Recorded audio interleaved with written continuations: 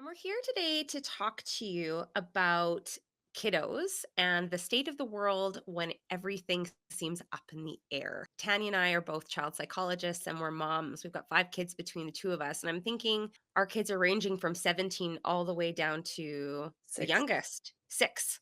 And we're recording this podcast at a time where I feel like there's a lot of uncertainty globally, especially in North America right now. And it's a time where the adults are really feeling it. And so the kids, I think, by extension, are feeling what is going on, especially if Mhm, they're have access to the news or social media, or kids are talking at school about things. I know my 17-year-old has a lot of questions right now about the state mhm. of things. Yeah, it's interesting, I think about my 2 little girls, so 6 and 9, nearly 7, she won't let me forget that she's nearly 7. But, when I think about just their lifespan already, we've lived through a pandemic, that happens every 100 years, gone through, I don't know, 2.5 years here of a pandemic, and now into what feels like a little bit of a tumultuous way of being right now in North America specifically. And I know children all over the world are experiencing this. Having growing up in South Africa, and I grew up in uncertain times in South Africa too. So I know that globally the concerns look different, but I would argue that for many of our kiddos, the feelings are the same. Yeah. And I know in our family, we've had to have discussions lately, my husband and I, about what should be said in front of our kids and what shouldn't be. I'll give parents an example. The other night, we were talking about the cost of food. That my husband, who does most of the grocery shopping, was talking about what it cost to feed our family pre COVID. And I could see my 17-year-old as she's listening to this conversation, which we actually finished, but then had to come back and say we should never do that again. You could see almost a look of guilt as she looked at her food, like we had made Mm, her feel bad about eating at our table. And mm, that wasn't what my husband was trying to do. He was just talking about, I think he felt like he was just letting them know like not to waste food, and like things are really expensive. And but what ended up happening, I think, that we didn't have a discussion ahead of time about this, and you could see the older kids feeling almost bad about eating. And I mm. thought, oh no, that's not what we meant to do.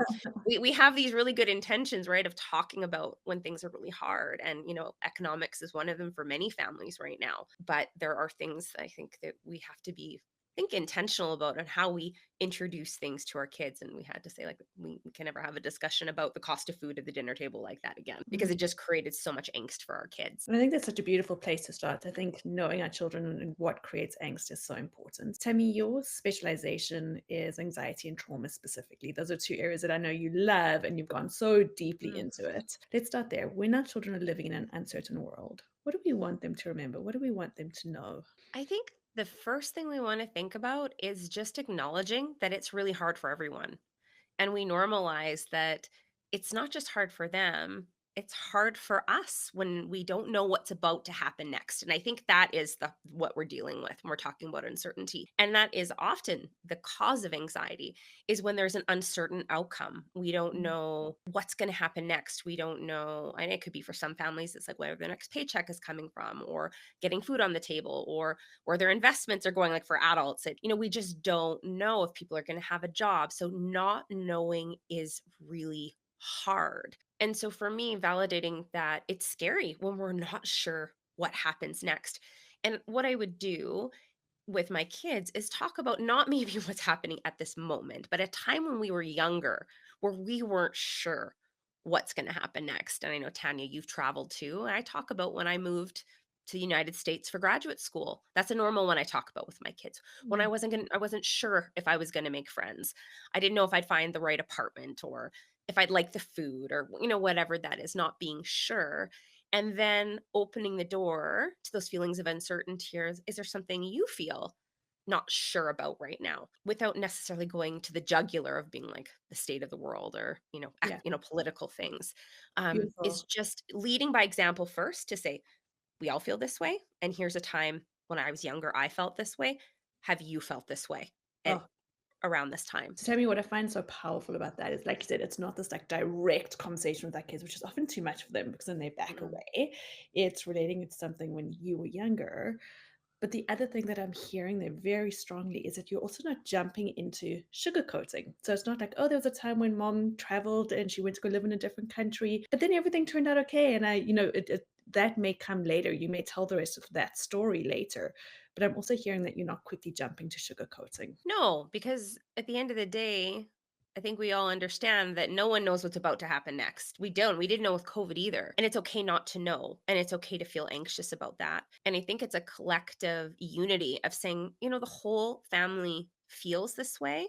But I think it has to be followed by we're going to be okay. And I know Tanya recently wrote a really beautiful blog entry on this, in which we should include a link to. I've got you, kid. Like, I'm not going anywhere. Our family is forever here. Like you have our love forever. Your siblings here, we're a team, and whatever comes next, and this is really strongly based in relationship and attachment, that that's not compromised here. Even if the world seems really out of control right now, this is your home base. These are your people, and we've got your back. Even if the world you feel like the world is against you. Oh, that's beautiful. It's just that secure base, isn't it? It's going, we're steady here. Even though there might be a storm outside, right here where we sit together, this is a steady place. This is a safe, Yeah. secure place. I think parents feel like they have to have the answers for their kids. And the truth is, we don't. A lot of the time, we don't have answers. So we can kind of follow that up with, like, we're going to figure this out together. Like, we're not really sure, but we're going to figure this out together.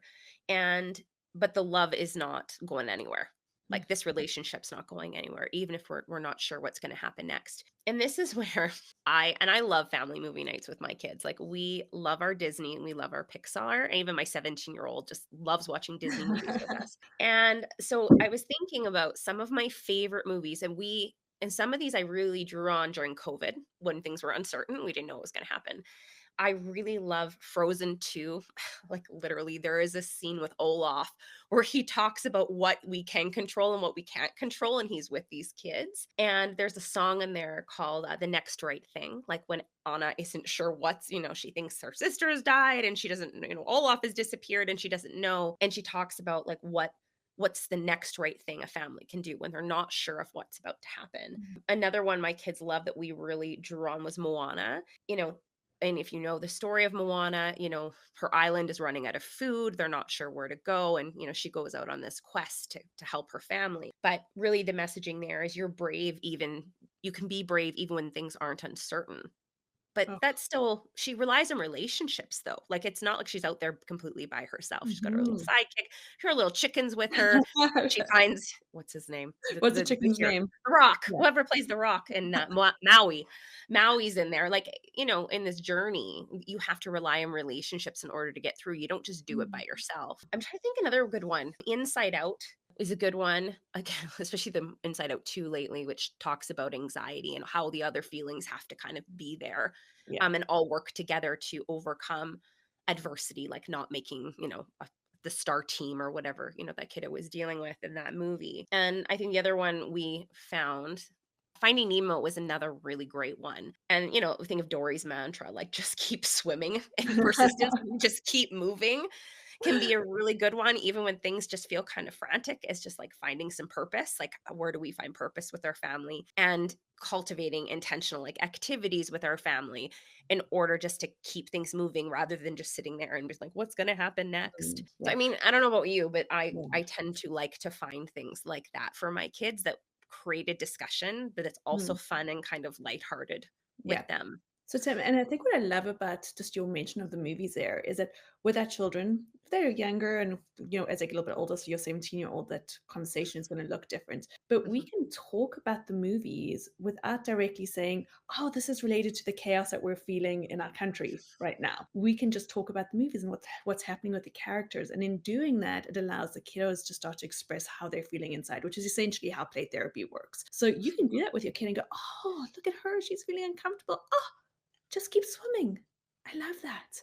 Without actually making these direct links. That's one of the places where I sometimes see parents falter a little bit. We see these golden Yeah. nuggets in movies, and then we want to jump in for the teaching moment.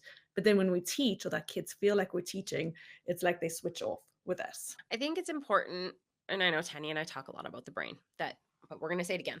Kids are governed by their right hemisphere, which is symbolic and somatic, which means, like, kids operate from their body and from their imagination and symbols. And it's often not helpful to talk directly at things because kids think of things through metaphor. They're meant to learn things actually through stories. So whether you're reading them a book or watching a movie, it's the same idea. It's done through a narrative. So what we would call that is externalizing it. It's making it outside of them. It's a lesson they're learning.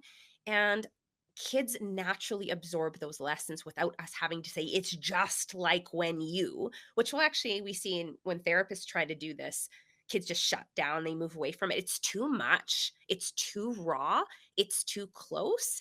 And kids do much better at the beginning of it just being the story that's like theirs. And you don't even have to say it. Kids will naturally kind of eventually, as they get closer to it and closer to it, and they've had more stories like that or they've played it out, they naturally will start wanting to talk about it. Or my son will just say, "Hey, that's just like da da da da da." Like he comes to it on his own. So I think that's what you're trying to say there. Is just keeping it Absolutely. unconscious, Yeah, keeping it yeah.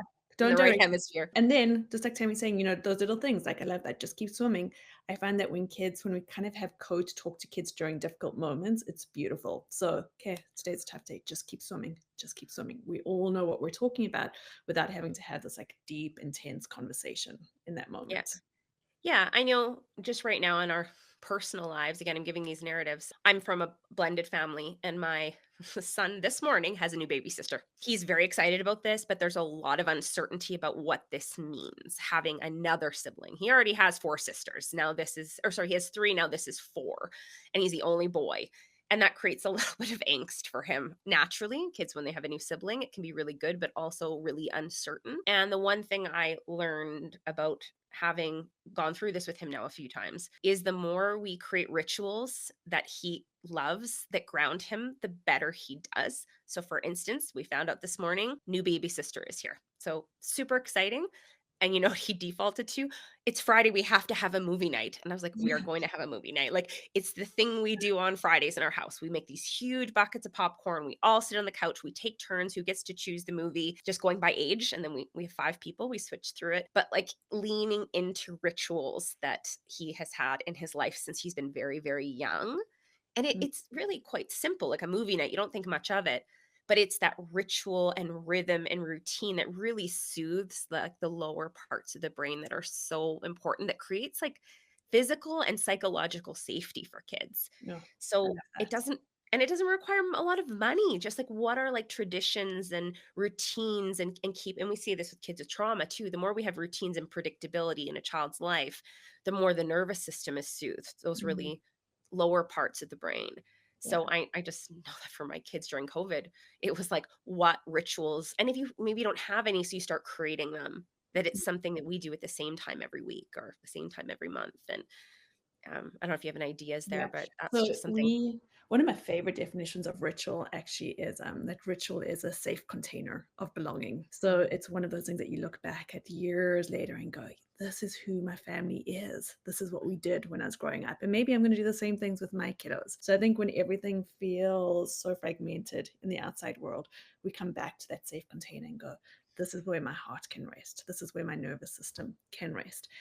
Tam, as you mentioned, that kind of that ritual and rhythm, Dr. Bruce Perry had a graph that came out during COVID where they looked at families who really struggled with stress versus families who thrived. And if you look at everything that the families who were doing well were doing, it was things like predictable routines, predictable rhythms in the household, sitting down for family meals, moving their bodies, being connected in different ways to community, reaching out when they needed help. But it was all these little moments in a day that said, we may not be able to control what's happening in the outside world, but when we have that rhythm and predictability in our own world at home, it gives us a greater sense of control, even when things are crazy outside. No, absolutely. And I just that's always been my go-to with kids is creating as much of that space in our home for things that they can rely on every single day when things are so out of sorts when they're at school or on the weekends or things they hear from friends. But I want to circle back for a second to what I was saying earlier about the mistake my husband and I made about talking about the cost of food in front of our kids. And I am not, especially I have kids who aren't, toddlers, they're not in preschool. I think it is appropriate to talk about, food and that it is expensive, but how we did it probably was, my husband was, it was not. well attended to. It could have been executed with a lot more finesse than it was, and these are the things you learn as parents. But I don't think that we should just not tell them about what's going on in the world. I think that providing clear, honest information about the state of the world in developmentally appropriate terms is really, really important. And always drawing on metaphors that kids can understand from their world. It's kind of like, when you're at school and I don't want to Mhm. get to anything political, but we've had to talk about that with our kids because they're hearing information right now. And we're really careful about where maybe, I'd rather that information come from us than it Yep. come from CNN or come from something on, my kids aren't on social media, but if they were, TikTok or Instagram or something, Meta has brought out on the platform is a lot of misinformation. So, how we deliver that should, if some point, be kind of filtered by the parents and however you think is appropriate, but just being careful that not to overwhelm them with it, but be really clear that this is something going on and no, it's not okay and it doesn't feel good and it feels unsafe. But I want you to know, what this is, but without just dumping it all on them. That's not gonna be helpful either. We don't overload them with it. So just giving them small, manageable bites of information because I think kids know things aren't okay. And we can Mhm. say, "Oh, everything's fine," but, like, they know it's not fine. They do, they know. And we're telling them then not to trust their inner wisdom and their gut instincts that something's off right now. People are more stressed than normal, and just letting them know, "You're not wrong. Things, are hard right now. You're right. But let me try to explain to you in the best way I know how what is happening in the world." Absolutely. And I think something that we're very aware of right now in our own household is when is the TV on? When is the news on? When is the radio Mm, on? I had to stop a conversation in front of my girls the other day that was occurring about politics because the information that I want my girls to hear, they're going to hear things at school, but as much as possible, I want to be able to figure out what I want to give them, the message that I want to give them, and then the values that I want to put in that message of who are we, who are the helpers, where is the kindness and the good in the world right now. That's a big one for me and my family. So looking for mhm. those helpers, looking for those kind of those strings that connect us to what's happening in the outside world. As much as possible, I want to be giving that message instead of having the girls overhear the news while they're eating breakfast in the morning. Yeah, we actually after COVID, we stopped watching the news altogether in the house. Like my husband and I will go out and look for news when we need to, but like we do not have it on the TV for the kids anymore. We've just Mhm. decided not to. And that has been really good for our stress as well. Go to my mom's house and I'm like, turn off the news, please. Like we just like we know it's not great right now. Like we're aware. But we don't need that constant influx of information in our Mhm. nervous systems while we're trying to eat a meal, right? Lovely. And we also know that kids, when they hear information and they see information on the television, that their stress levels respond on a much higher basis than our levels occur. So I might hear something and go, oh, whereas for them, they're having a very, very different experience in their nervous system when they see something distressing on the news. Yeah, exactly. I did want to mention a couple really good books that I love to read with kids in therapy that I'm like, I would read.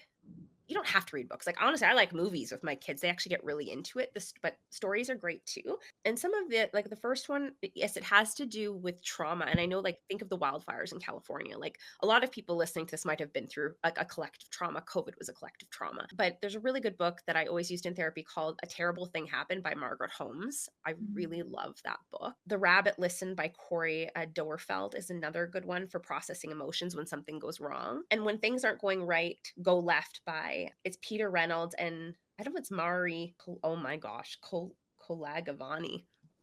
We can put that in the description. Those are just a few Oh, that's beautiful. books that just let kids know like we don't always know what's going to happen and things don't always go wrong. And yes, terrible things happen, but ultimately, especially The Rabbit Listened and A Terrible Thing Happened really points the attention back to like the safe adults in their life Mm. who they can talk to, who they can ask questions from. We can draw pictures, we can, do all kinds of things to kind of get out what needs to get out. But when I think about the terrible thing that happened, I was looking at that book this morning and it kind of links to what Tanya said earlier about play.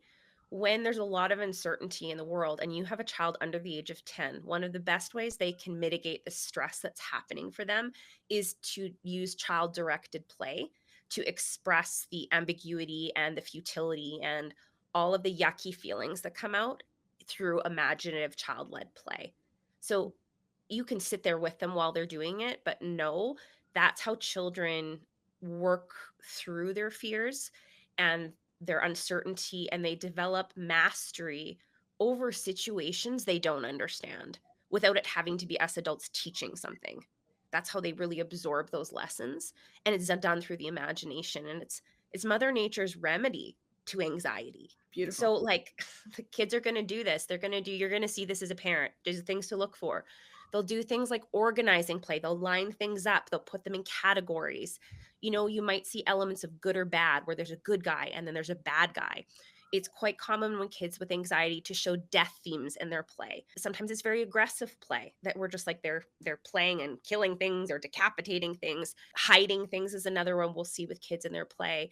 These are all normal expressions of a child who is just trying to work through what's happening. And we don't need to tell them it's not appropriate. We don't need to lecture them. We don't need to say, oh, it's kind of like this. Like, we're not going to do any of that. Just allow that sacred space of the play for that child to express their fears and impulses and uncertainty about the world. And you'll know it's something because they'll do it over and over again. That's Mhm, telling you it's something, not just mhm. once. Or nurturing play when they're feeding the baby or feeding their pets. Like, we'll see a lot of that too when kids are feeling a little fragile. Um, just want to let parents know that's something I would say my kids are actually doing quite a bit of it right now, and I think it's Yeah. quite interesting. There's a lot of good, bad play happening in my house right now, which is interesting. I haven't seen it in a while. Yeah, Tammy, and I think, I think often parents go like, "Oh, what am I supposed to do in this play?" I think the biggest thing is don't direct the play. They're just working through right now. They might be playing by themselves. They might have you with them. You just want to kind of have kind of a mutual gaze on the play and just let them play it out. Let them lead. As adults, we often end up leading that play, but the children are working through what's happening for them. So it's such a beautiful reminder just to let them direct the play, let them do what they need to do, and that's how they're processing those difficult thoughts and feelings. Yeah. So yeah, we'll just leave you with this, everyone. We'll wrap this up. It's just, stick to this, formula if you can. Validate it. Talk about times you have felt this way. Give them clear, honest information, and then create that rhythm and predictability in your home as much as you can, and including, a space for kids to in developmentally healthy ways such as play express their feelings. We can again go to books, we can go to movies. Those are other ways we can kind of teach those lessons. But at the end of the day, what's most important is your child has that secure base at home with you, and they know that no matter what happens in the world, that relationship with you and siblings or grandparents isn't going anywhere right now. I think the only thing I would add to that is one of the things that doesn't change is nature and getting outside. So Mhm. that's a beautiful way for kids to work through feelings, to really settle those nervous systems of theirs. So as much as possible, get outside with them, let them get outside, encourage them that nature is one of the world's most beautiful healers. That's where I go with my kiddos constantly is get outside, get outside, get outside. Awesome. Thank you, everyone, and we'll see you next time.